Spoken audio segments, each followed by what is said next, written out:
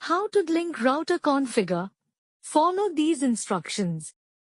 Connect router to power and plug in internet cable to one port, join Wi-Fi or use LAN cable. Open a browser and go to 192.168.0.1 or 192.168.1.1 to open the dlink router login page. Login using default credentials, usually username, admin, password, admin or blank.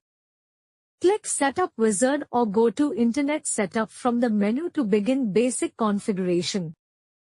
Select Internet type, PPPoE, DHCP, or static IP based on your ISP details.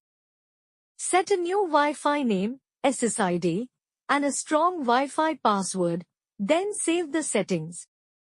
Reboot the router if needed. Now connect devices using the new Wi-Fi name and password. Thank you for watching.